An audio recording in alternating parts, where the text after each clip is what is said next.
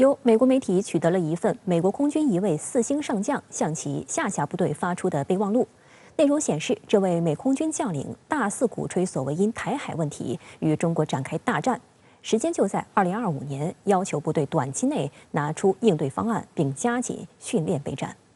实际上，包括美军高层、情报界以及智库，时不时就站出来鼓噪所谓台海战争。这次甚至耸人听闻，将开战时间设定到2025年。不过，对于这些鼓噪，五角大楼始终不予表态。美国国家情报总监海恩斯近日表示，经过所谓的评估，北京目前仍然是优先采取和平手段，而非以武力方式统一台湾。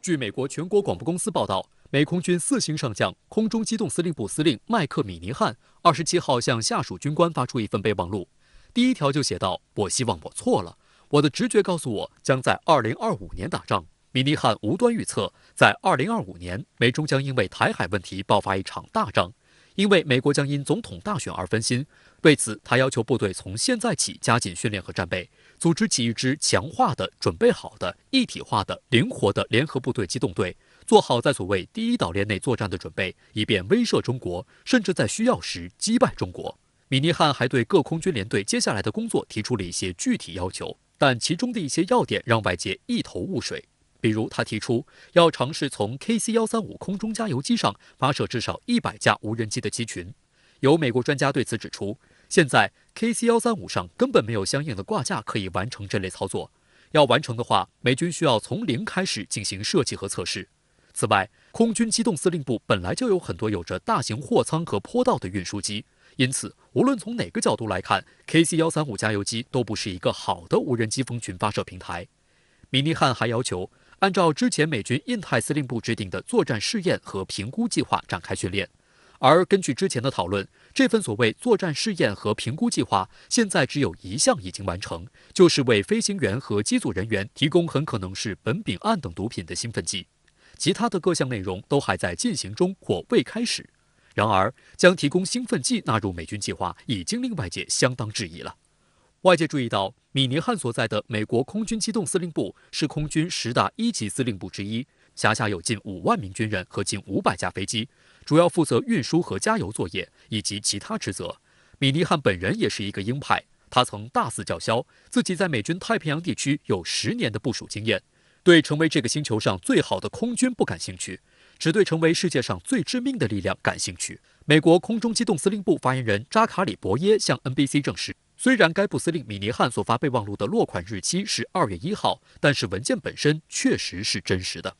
实际上这个米尼汉呢，其实他并不是一个层级特别高，也不是什么战区司令，他的这个备忘录可能是一个内部使用的一个文件。并不是说具有权威性、纲领性的这么一个东西。至于说炒作，什么2025也好这个呢，其实也是美国军方一贯的态度，就是作为军队嘛，他们当然需要一个对手了。他们只是从一个纯粹的客观说，这个时候动武可能比较有利。所以我觉得，对于这样的一个备忘录呢，可能我们也没有必要太过多的去看重它，对它进行很复杂的解读。深圳卫视注意到，美国军方高层大肆渲染、鼓噪所谓大陆已经做好武力攻台准备，大陆即将发动台海战争已经不止一次。2021年3月，当时即将卸任的美军印太司令部司令的戴维森预测中国大陆会在6年内收复台湾。随后，当年的3月23号，在确认美军印太司令部新任司令阿奎利诺提名的听证会上，阿奎利诺在戴维森的相关言论基础上继续添油加醋，声称在印太地区最担忧的事情就是中国大陆武力接管台湾。值得注意的是，已经退役的戴维森本月23号在接受日本共同社采访时，又重申了他2年前的所谓评估。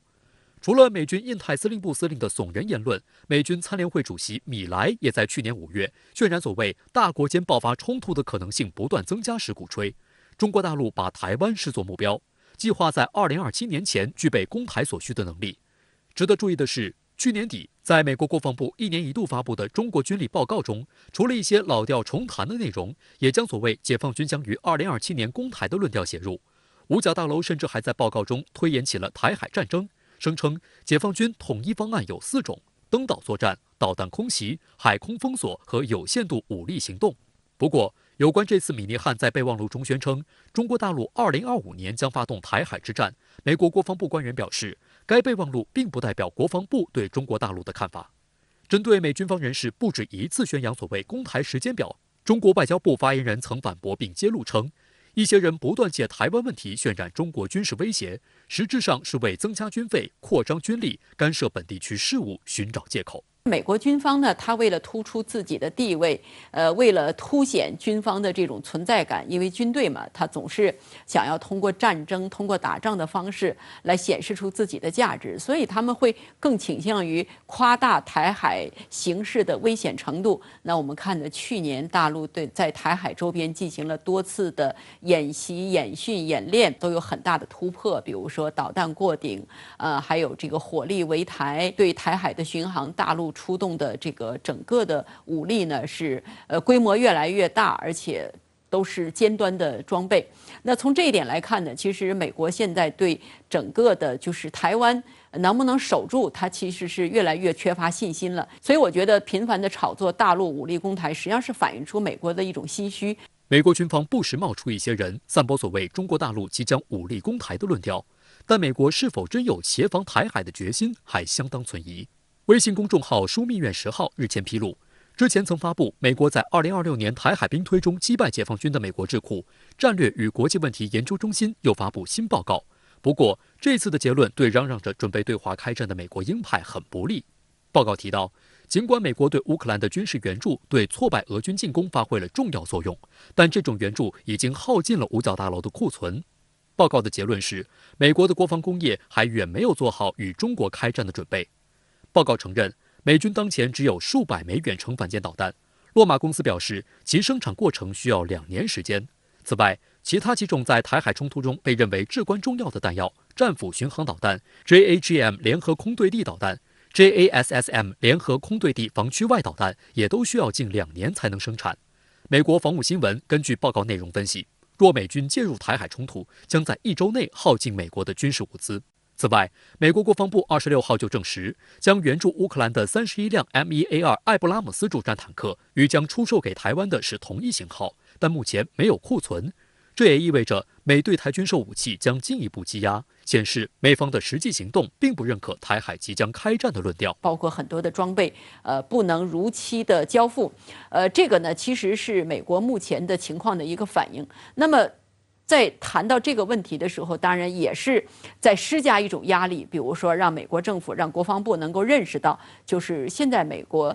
介入台海冲突，确实是能力上还是有很大的欠缺的。那美国如果要想能够在台海冲突当中达成自己的战略目标，可能美国的军工生产的规模要扩大，库存要扩大，特别是呢对台军售要扩大。我觉得这方面的意图也是有的。值得注意的是，美国国家情报总监海恩斯26号在德州大学奥斯汀分校的约翰逊总统博物馆发表演讲时声称，美方的评估是中国大陆仍倾向以和平手段而非武力方式来夺取台湾，但北京也正为无法达成和平统一目标时做军事准备。当被问及国家情报总监办公室评估台海战争何时可能爆发的时间点，以供总统做决策是否协防台湾时，海恩斯则声称何时发生我无法回答。其实我觉得美国现在反复的炒作，其实更多的还是想通过这种方式，能够呢避免台海发生战争，避免呢台海冲突发展到不可收拾的地步。因为美国很清楚，虽然说美国总体的军事实力肯定是超过中国大陆的，这个毫无疑问，但是呢，具体到台海方向，甚至在整个西太平洋，美国呢并不占优势。总的来看呢，我觉得美国在研判大陆对台动武的问题上，他没有考虑到就是大陆在整个台海关系当中，大陆的意图，大陆呢到底是怎么设计两岸关系的未来的，没有看到大陆为和平解决台湾问题所付出的种种努力。继续来关注俄乌局势。近日，美德等西方国家援乌武器进一步升级，向乌克兰提供数十辆主战坦克，而乌总统泽连斯基则表示还想要飞机和导弹。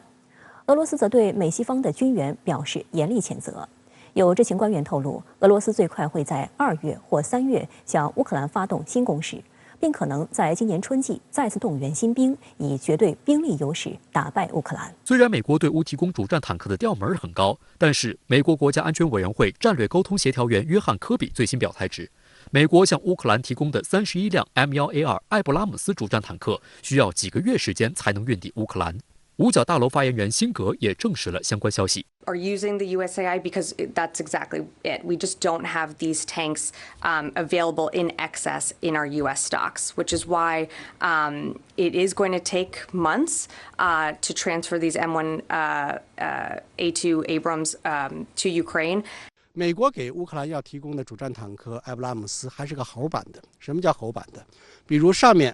美国的主战坦克上面会有贫铀装甲，贫铀装甲的防护能力是比较强，但美国担心这种贫铀装甲一旦被缴获之后的话，就会失泄密啊。他说我会给你换装其他的复合装甲，这样的话又需要一定的周期，所以美国什么时候能提供呢？很有可能是6个月的时间。英国政府27号则表示，对乌交付挑战者2主战坦克的目标时间是3月底，预计下周开始训练乌军操作及维护这款装备。此前，德国防长皮斯托留斯也表示，德方将于3月底向乌克兰交付豹2坦克。但即使西方援助的坦克及时到位了，乌军想扭转战局并非易事。有美媒分析，由于乌军习惯使用的坦克与西方坦克截然不同，即使是最乐观的估计，乌军坦克手需要数月时间的训练才能发挥作用。此外，由于西方提供的坦克和步兵战车型号众多，相关维护保养和后勤供应压力也非常大。而对于即将遭遇多型西方主战坦克，俄军也并非没有应对之策。除使用传统的坦克正面对抗外，俄军还可以使用各种反坦克导弹、无人机、武装直升机和强击机进行反击。此前，土耳其的豹2 A4和沙特 M1A2 坦克在中东的惨痛遭遇，已经证明了西方坦克的防护有戏可乘。特别是在近距离城镇战斗中，坦克薄弱的后部和顶部更容易遭到对手的针对性攻击。俄罗斯航天局前局长罗戈金还透露，2月将在乌克兰特别军事行动区投入使用战斗版马克机器人，它能够自动检测并打击乌军的武器装备，其中就包括德制豹2主战坦克和美制艾布拉姆斯主战坦克。Боевая версия маркера, чем она вооружена? Там разные есть. Там есть и ПТРК, противотанковые, значит, реактивные комплексы, значит, там есть и спаренные, значит, тяжелые пулеметы. То есть там все, что хотите. 俄罗斯外交部发言人扎哈罗娃27号表示，西方对乌提供坦克不会使局势向有利于乌克兰的方向转变，而会将西方与俄罗斯的对抗推向新高度。俄总统新闻秘书佩斯科夫也表示，西方多国向乌克兰援助坦克，这是其直接参与俄乌冲突且参与度不断加深的证据。Все, что делает и Альянс, и упомянутая мной столица, воспринимается как прямая вовлеченность в конфликт. Мы видим, что она растет. 知情官员透露，俄罗斯最快会在2月或3月向乌克兰发动新攻势，并可能在今年春季再次动员新兵，以绝对兵力优势打败乌克兰。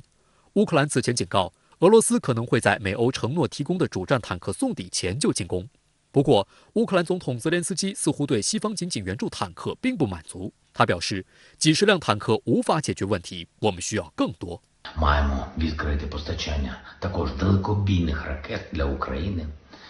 Важливо, ми маємо розширювати і нашу співпрацю в артилерії. Ми маємо вийти на постачання літаків для України. І це мрія, і це задача.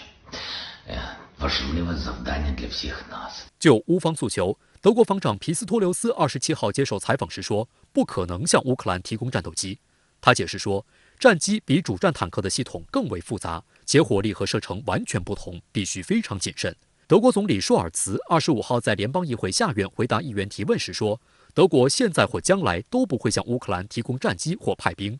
不过，乌克兰副外长、前驻德大使安德烈·梅尔尼克27号发文暗示，德国迟早将同意援助战斗机及远程导弹。德国也是担心触怒俄罗斯，他认为战机和主战坦克不一样，战机是进攻型的武器装备，又是远程的武器装备。乌克兰口口声声要打击莫斯科、打击圣彼得堡，如果这些战机提供给乌克兰的话，如果真是打击了这些重要的俄罗斯军事目标的话，俄罗斯会迁怒于德国，所以德国在这个问题上就比较谨慎。美国呢也想提供，但是美国也是慑于俄罗斯的压力，现在也在考虑。而且战机这种东西确确实实对于整个战场形势将会带来比较大的变化，这些国家呢也都比较谨慎一些。随着西方军援的增加，泽连斯基的口气似乎也越来越强硬。在接受英国天空新闻频道采访时表示，他对于普京举行和谈不感兴趣。泽连斯基还表示，只有当俄军撤离时，双方才有可能进行对话。对此，俄总统新闻秘书佩斯科夫表示，泽连斯基上台后不履行明斯克协议规定的义务，而是为战争做准备。他早已不再是俄总统普京的可能谈判对象。从俄罗斯的角度来讲的话，之前我相信普京一定会考虑怎么样能够速战速决，但是后来发现一个问题，就是打地面战，以夺取土地为目的的地面战，这种战争不是那么容易打的。它和之前美国、英国所发动的推翻某一个国家政府的战争是不一样的。你要想夺取土地，一寸一寸的夺，这需要耗费大量的时间，耗费大量的人力和物力呀。所以俄罗斯现在也不得不考虑要持久化，因为这场军事冲突什么时候结束，没有时间表。你像美国官员不断地强调看不到和平的迹象，为什么看不到和平的迹象？因为美国不断地在推波助澜，不断地在添油加醋，所以才会没有和平的迹象。既然如此的话，俄罗斯只能是被动的奉陪到底，只能是这个结果了。相关话题来连线特约评论员吴健。吴先生您好。俄乌消耗战持续进行，综合最近双方动态，您如何看待未来战局走向呢？就国别而言，俄军工综合体已经展开了动员。按照俄官方数据，其1340家国有军工厂超80%已满负荷运转，尤其生产弹药的100多家企业得到优先保障。装备自己方面呢，强于乌克兰。况且，从沃拉尔工业区到乌克兰前线，俄方享有距离优势，后勤也更便捷。乌克兰受俄军打击，显赫一时的军工业基本沦为武器维修性质，最大短板是弹药产能不足，急需北约供应枪炮弹、地雷及相关的火工品。目前，北约援乌的补给线大致靠从罗马尼亚加拉茨到乌克兰敖德萨的铁路以及海运，再一个是波兰热舒夫到乌克兰利沃夫的铁路、公路以及航空，但物流的效率不如俄方。就军需供应的总量看，乌方不如俄方。但乌克兰得益北约的情报支援，通过远程非技术打击破坏俄军后勤，拖住俄军进攻的后腿。就俄乌全局看，他们都想用2月份低温产生的动员现象，让机械化兵团跨越风冻的江河，侧击对方防线。但这取决于双方的后勤保障能力。就俄方而言，最佳的突击方向还是北卢甘斯克至哈尔科夫一线，那儿毗邻俄本土，铁路网密布，又是俄动员兵的主要集结地，因此兵力火力较好集结。同时呢，乌克兰在那儿缺乏坚固工事依托，俄军容易得手。但那里的缺点是地势过于平坦，乌克兰和北约监视严密，战役缺乏突然性。对乌克兰而言，如果北约军援跟得上，再结合自身部署，较理想的突击点恐怕是赫尔松州南部到扎波罗热州西南部，那儿距亚速海很近，又是克里米亚半岛连接大陆的咽喉。乌军只要前进50多公里，就能拿下梅利托波尔，切断俄军沿海铁路线，将克里米亚孤立化，获得近乎去年10月哈尔科夫反击那样的巨大效果。但我更希望深入探讨的是从俄乌冲突从闪电战打成消耗战的现象，有哪些是值得我们汲取的教训？快1年的激战证明，俄乌在苏联解体30年后完全去工业化，是对国家安全极不负责任的。昔日的产业链瓦解，造成经济衰退与严重失业，更导致国家命受人摆布。当前，乌军大部分的卡车、电缆、折叠桥等军民两用产品靠北约供应，俄军呢也大量靠苏联遗产来硬扛，而这些低级产品本该在国内就能够生产，可现在呢都难以指望。这说明一国工业化是多么宝贵，任何削弱乃至掏空制造业都是对国家安全的极不负责任。美西方对乌军援不断加码，持续突破俄罗斯红线，一些媒体开始担心俄会否动用核武，您对此怎么看呢？我个人认为，考虑到北约牵制，短期内俄罗斯在核问题上会维持现状。去年10月27号，普京公开说，对乌核打击既没政治意义，也没军事意义。11月2号呢，俄政府又再次明确，只有自己遭受大规模毁灭性武器打击，或者遭到常规武器攻击达到威胁国家生存地步时，才会用核武器。从这2点看，俄罗斯目前仍准备通过常规作战达到既定目标。但与此同时呢，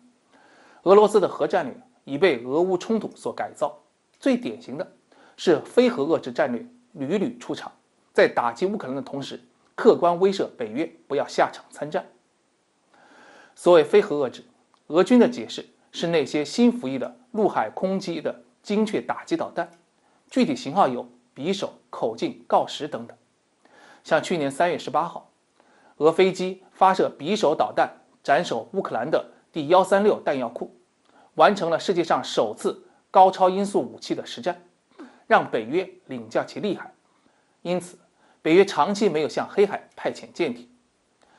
俄乌冲突表明，非核遏制能克服俄战略核武器重看不中用的弱点。就目前的局势看，俄罗斯在乌克兰陷入苦战，美国却积极向欧洲部署 B611航弹。莫斯科正试图把非核遏制与心理遏制结合起来，在西方制造威慑效果。你瞧，这段时间里，俄国防部制作的洲际导弹发射视频被有意扩散到网上。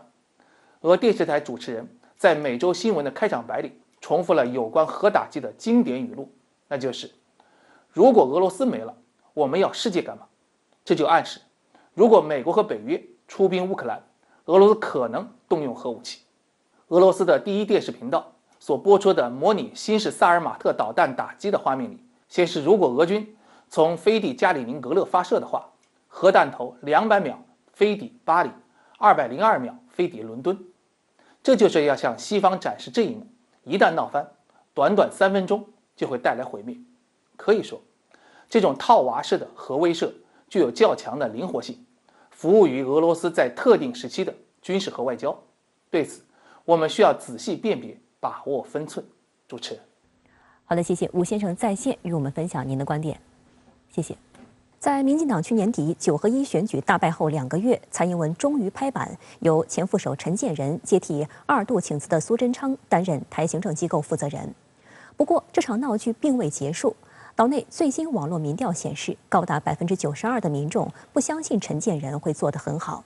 岛内舆论分析，此番人事调整是换汤不换药。蔡英文扶持一个傀儡登台唱戏，只不过是为了与赖清德的内斗中保住剩余权力的障眼法。蔡英文27号宣布，由前副手陈建仁接棒苏贞昌担任台行政机构负责人。根据规划，苏贞昌将于30号正式总辞，并于隔天举行交接仪式。对于这一任命，岛内一份最新的网络民调显示，有92%的民众不相信陈建仁会做得很好。参与投票的网友留言称，他的心里只有高端疫苗，没有人民，与苏贞昌都是一样的人。岛内舆论普遍认为，陈建仁虽有1位背景，但论及领导行政团队迎接2023年全球经济下行的挑战，则欠缺实务经验与专业素养。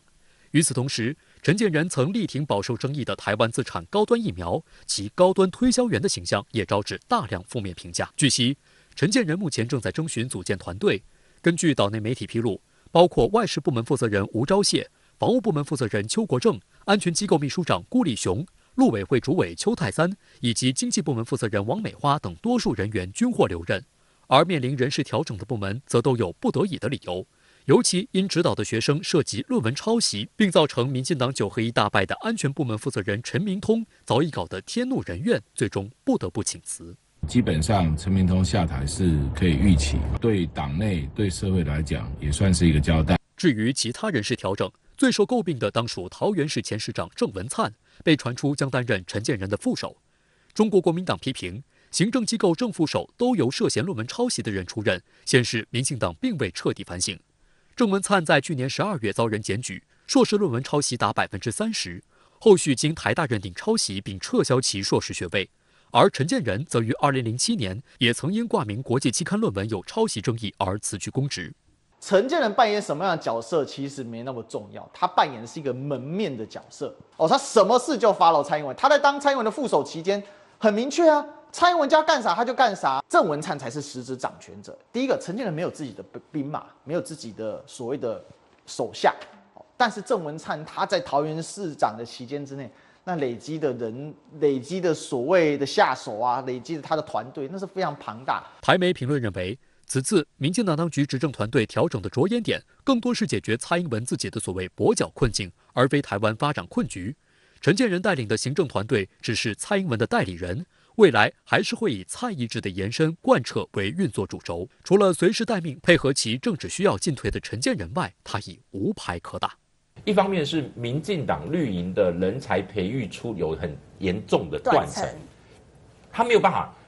不放心给新一代的，又没有办法舍得让老一辈的退休。人家讲欠债不欠过年哦，这些债全部延续到兔年，我们继续算。还有分析指出，围绕蔡英文与党主席赖清德的权力内斗，未来1年多，赖清德肯定会让蔡英文痛不欲生。所以，蔡英文现在把自己的心腹完全派出来，只不过是为了保住剩余权力的障眼法，目的就是要让赖清德头很疼。外界注意到，在27号的交棒记者会上，并未见到赖清德的身影。当天，赖清德在高雄市长陈其迈陪同下，前往高雄参拜庙宇祈福发福袋。28号一大早，赖清德又赶到台南市的民进党铁票区麻豆场发红包。台南市长黄伟哲在致辞时高喊：“大家一定要支持赖清德问鼎2024。”根据亲绿的台湾民意基金会公布的最新民调，民进党因赖清德参选党主席效应，支持度止跌回升，重回岛内第一大党宝座，支持率为26.1%，而中国国民党为21.5%。从这件事，我们可以隐然看出另外一个问题啊，就是说赖清德的上来确实让有前一段时间备受蔡英文压制的老绿啊，有一些新的希望啊，因为他们真的很讨厌蔡英文。蔡英文他们觉得民进党已经变成蔡英文的民进党，当然他们会有一点期待，所以他们也会帮赖清德招点声势。值得注意的是，在这份民调中，前台北市长柯文哲所领导的民众党仍保持上升势头，20.3%的支持度与国民党只差1.2个百分点。27号，柯文哲也前往高雄发福袋，被问到是否跟赖清德比人气，柯文哲笑说：“比这个没意义。”不会的，这个比这个没有意义的。我认啊，知名度不等于支持度的，这我非常清楚的。对于自己是否有信心赢得2024，柯文哲强调，虽然民众党现在只能算是第3势力，但足以决定谁当选。